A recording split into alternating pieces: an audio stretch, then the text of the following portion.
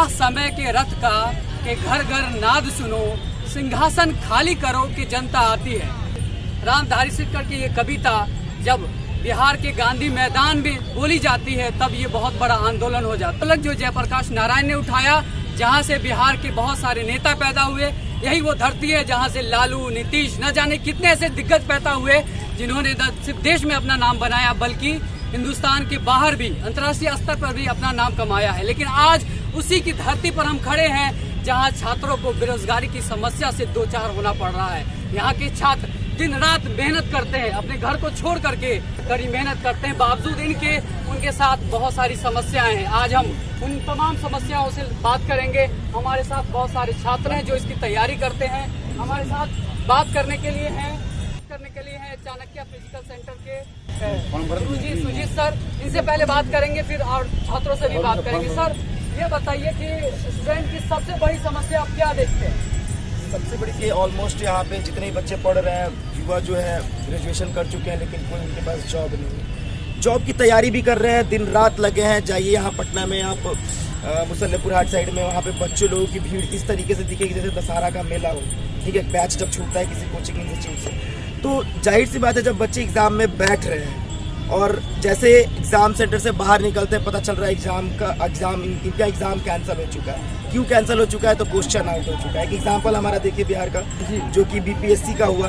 बच्चे एग्जाम दिए, बहुत सारे जिला में, बाहर निकले, पता चला बीपीएससी का जो पेपर है वो लीक हो चुका है। तो कहीं ना कहीं ये सरकार की भी गलतियां हैं जिसकी वजह से बच्चे लोगों को झेलना पड़ रहा है बेरोजगारी। एक तो सीट भी बहुत कम आ रहे हैं और बच्चे का तादाद भी, हमारे युवा का भी तादाद बिहार का ज़्यादा है। कोई भी दूसरा फैक्ट्री या फिर कोई भी अदर एम्प्लॉयमेंट की कोई रिसोर्स नहीं है हमारे बिहार में। जी, बिहार में तो काफी समय से कहा जा रहा है कि रोजगार की बात होगी, यहाँ सारी फैक्ट्रियाँ लगाई जाएंगी। फैक्ट्रियाँ लगाना तो दूर, जो हमारे पास था वो भी खत्म हो गया। वो भी खत्म हो गया। तो रोजगार का कोई और साधन है नहीं हमारे पास। बस सिर्फ और सिर्फ बच्चे सरकारी नौकरी, माइंड सेटअप हो गया है सरकारी नौकरी। बच्चे जाए भी तो कहाँ जाए? बाहर दिल्ली, कलकत्ता, मुंबई, बैंगलोर शिफ्ट जाते हैं। 12,000 15,000 सीधा देखते हैं बिहारी है, ठीक है, बहुत मेहनती है, 15,000 सैलरी देंगे, 12,000। बेचारे बेरोजगार क्या कर सकते हैं? वही कर रहे हैं। तो सर, इतनी सारी जो वैकेंसीज निकलती है तो उसमें जो परसेंटेज है मेहनती छात्रों का जाने का वो कितना रहता है?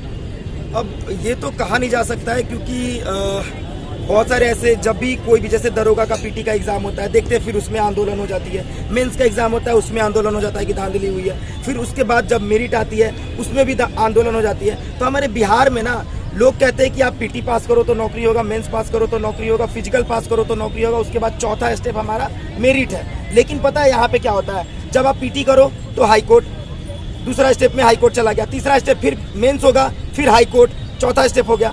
फिर आप फिजिकल दो, फिर हाई कोर्ट, छठा स्टेप हो गया कि भाई फिजिकल में ये चीज़ नहीं चलेगा, टाइगर नहीं चलेगा, तो ये नहीं चलेगा, तो आपको ये नहीं करने दिया जाएगा। तो ये छठा स्टेप हो गया आपका।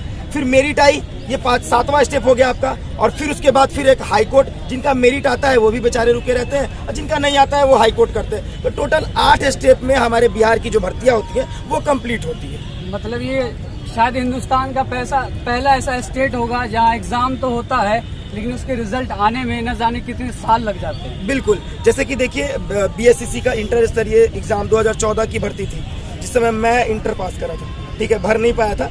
लेकिन उसकी अभी तक आप उसी समय भर्ती लो, 3 महीना, 4 महीना, 6 महीना काफ़ी है, उसको तुरंत सॉर्ट आउट करो, नई भर्ती दो, ताकि रोजगार का जो युवा का जो जोश है ना वो बरकरार रहे तैयारी करने का। अब पता चल रहा है एक भर्ती आ रहा है, 2 साल बाद फिर डिले हो रहा है, क्या तैयारी करेगा बच्चा? फिर बेरोजगारी देखने लगता है, घर का सिचुएशन देखने लगता है और फिर वो तैयारी छोड़कर दिल्ली, कलकत्ता, मुंबई शिफ्ट करता है। ठीक है, चलिए अब छात्रों से भी बात कर लेते हैं। सबसे पहले तो आप लोग ये बताइए कि अभी फिलहाल किस चीज़ की ज़्यादा तैयारी चल रही है? अभी तो फायरमैन की चल रही है और अग्निवीर। फायरमैन और अग्निवीर, अग्निवीर का नाम आप लोगों ने लिया। अग्निवीर के बारे में कहते हैं जब से इस योजना के बारे में आया है बहुत सारा आंदोलन हुआ, आप उसके बारे में क्या कहना चाहते हैं? आंदोलन हुआ सरकार को बताने के लिए कि हम ये नौकरी से खुश नहीं, इस नौकरी से खुश नहीं है। फिर हुआ क्या? फिर भी खुश नहीं है, फिर भी जाने के लिए तो मन कर रहा है। ऐसा बात नहीं है, जाना है, फिर भी जाना है। काहे ना 2 साल सेवा करे, बाकी जाना है, 2 साल जाना है। अग्निवीर के बारे में आप कुछ बताएंगे? योजना तो तरह से छात्र जो स्टूडेंट हैं उनके लिए समझिए मौत के समान। मौत के समान क्योंकि कैसे, जरा एक्सप्लेन करेंगे आप अग्निवीर के बारे में कि आखिर ये अग्निवीर सरकार छात्रों के लिए किस तरीके से सरकार है जो जो अपना जो बजट है उसको कम करने के लिए जो है उस पर बजट कम करना चाहती है। किस चीज क्षेत्र में ये जो है वो अपना जो स्टूडेंट को जो नौकरी करते हैं उसके लिए, और वो सेना की संबंधित हैं क्योंकि जो सेना का जो बजट है उसमें 70% लगभग पेंशन में ही चला जाता है। तो इसकी समस्याओं को अति दूर करने के लिए सरकार लाई है। तो ये अति संबंध नहीं है क्योंकि ये इसके बाद जो विधायकों का पेंशन क्यों नहीं रद्द किया गया। ठीक है, और आपका ये कहना है कि छात्र के कोटे से कटौती हो सकती है, उसके भविष्य के साथ खलवाड़ हो सकता है, लेकिन नेता के साथ क्यों नहीं। छात्रों के और भी बहुत सारी समस्याएं होंगी, कुछ उस समस्याओं के बारे में आप बताइएगा। आप दोस्त जरा सामने आइएगा, किस तरह की समस्याएं होती हैं, किस तरह की समस्या से दो चार होते हैं आप। आर्मी वाला कौन है? हम लोग तो यानी कि हम लोग क्या करें, ऐसे बेरोजगारी है, हम लोग को मजबूरी में भी जाना पड़ता है। वैसे में तो हम लोग अग्निवीर देश का सेवा करना भी चाहते हैं। तो देश की सेवा करना चाह रहे हैं आप, लेकिन मौका नहीं मिल पा रहा है। अगर 2 साल का मिलेगा तो जाएंगे आप? जाएंगे जरूर, जान देंगे फिर भी जाएंगे। बेरोजगारी का क्या हाल है? बताओ अग्निवीर के बारे में क्या कहना चाह रहे हो तुम? अग्निवीर देखिए, हम लोग यहाँ पर जो है सब मिडिल क्लास वाले, देश की सेवा एक होती है, देशभक्ति होती है, वो सबके अंदर है, आपके अंदर भी है, हम लोग के अंदर भी है। लेकिन जो ये समय घटाया गया है पीरियड ड्यूरेशन ड्यूटी का, वो बहुत खराब किया गया है। अब एक मिडिल क्लास के लिए आप नहीं कर सकते हैं तो आप सरकार किस लिए है? जो बच्चा 2 साल से तैयारी करता है या किसी भी एनसीसी करता है, उसका ड्यूरेशन जानते हैं कितने से, 12 से शुरू करता है, 10 से करता है, मिनिमम 4 साल, और 4 साल वो मतलब ट्रेनिंग लेकर 4 साल ड्यूटी करने जाए, और बाकी साल क्या करेगा? ये तो जायज सवाल है। चलिए, ये तो हो गई युवाओं की बात, लड़कों की बात। हमारे साथ कुछ लड़कियां भी हैं जो भी तैयारी उसी जोश के साथ कर रही हैं और इनका सेवा करें और नौकरी करें। आप लोग कुछ बताइएगा। सबसे पहले तो ये बताइए कि बेरोजगारी के बारे में क्या सोचती है, किस तरह का लड़कियों को किस तरह से परेशानियां होती हैं? परेशानियां तो हमें ज़्यादा कुछ नहीं होती, आप मेहनत करते रहिए, आपको रिजल्ट मिलेगा। और जहाँ तक रही बात, हमें नौकरी करनी पड़ती है, एक कारण रहता है दहेज का कारण। हमारे पापा खुद पे सक्षम नहीं हो पाते कि वो दहेज दे पाए। हमें कहा जाता है कि तुम पढ़ाई करो, अपनी नौकरी लो और तुम अपना जरिए खुद चलाओ। ये एक कारण रहता है लड़कियों के लिए। और दूसरा कारण है कि हमारे माँ बाप मतलब जरूरी नहीं कि बेटों पर ही सक्षम मतलब सीमित रहे, हमें भी अपने माँ बाप के लिए कुछ करना होता है, इसलिए हम नौकरी के लिए आते हैं। ठीक है, मतलब नौकरी जो है न सिर्फ इनका सपना है काम करने का, बल्कि नौकरी इनका सपना ये भी है कि ये समाज को एक संदेश दे। ये नौकरी की तैयारी के दौरान आप लोग को किस तरह की परेशानी होती है? पहले तो हम लोग काफ़ी टाइम वेट करना पड़ा था वैकेंसी के लिए, फिर वैकेंसी आई है तो मांग रहा है, तो फिर वो हो भी रहा है, तो फिर घर से भी प्रेशर मिल रहा है कि नहीं जल्दी करना है, वेट जा रहा है। और आर्मी का तैयारी करने के बाद यही हो जाता है कि केस का प्रॉब्लम होता है, और दूसरा जो फिजिकली इनपुट होना है वो सब हो जाता है। फिर बाकी का तो सब ठीक ही है, आप तैयारी करेंगे, मेहनत करेंगे, होना तो है। ठीक है, लड़कियां अक्सर जो है मतलब समाज में ये कहा जाता है कि वो शिक्षक बनती हैं, वो डॉक्टरी फील्ड में जाती हैं, लेकिन आप लोग डिफेंस में आना चाहती हैं। कुछ इसके बारे में बताएंगे, डिफेंस में आने का क्या है, क्यों सोचती है ऐसा?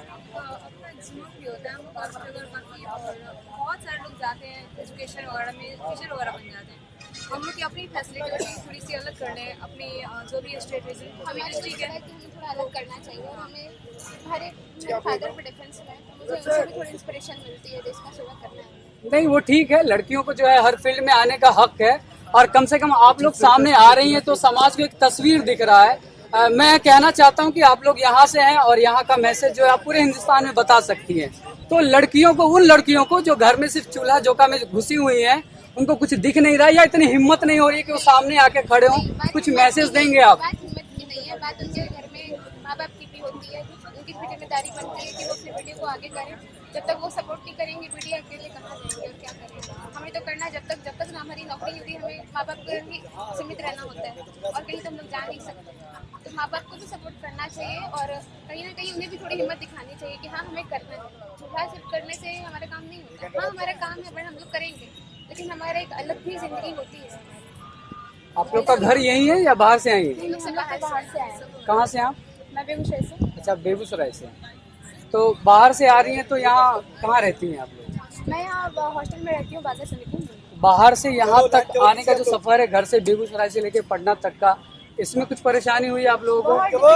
बताइए। पेरेंट्स रेडी नहीं हो रहे थे और फिर बहुत कुछ करके रेडी करवाए पेरेंट्स को, तो फिर आने दिए। वो भी कंडीशन है कि बिना नौकरी के वापस नहीं जाना है। तो हम लोग को भी कुछ जिम्मेदारी बनता है ना कि उनके, या फिर उसमें आर्मी का वैकेंसी आया तो उसमें भी पता चल रहा है कि दिल ही तोड़ दिया, मतलब 4 साल की वैकेंसी है।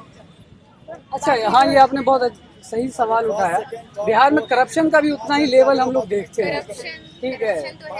किस हिसाब का आप लोग किस हिसाब हमारे नेता लोग भी एडुकेटेड नहीं है, तो हमारी यूथ कहाँ से एडुकेटेड हो जाएगी अच्छे से, वो बताइए। तो ठीक है, वो तो फिलॉसफी की बात हो गई।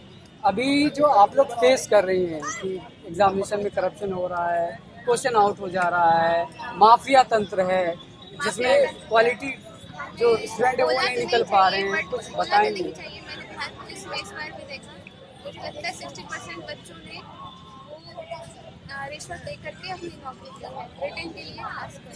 वो सब सरकार को उतना ध्यान देना चाहिए कि जो पढ़ने वाले बच्चे हैं वो पीछे रह जा रहे हैं और जो पैसा लेकर आगे बढ़ रहे हैं, ये सब ध्यान देना चाहिए सरकार। चलिए ठीक है, तो सुना आपने बिहार में खास करके पटना में जो रहकर छात्राएं तैयारी करती हैं उनकी राय। उम्मीद करते हैं कि उनका ये मैसेज एक सही प्लेटफॉर्म पर सही लोगों तक जाएगा। तब तक के लिए हमें दीजिए इजाज़त।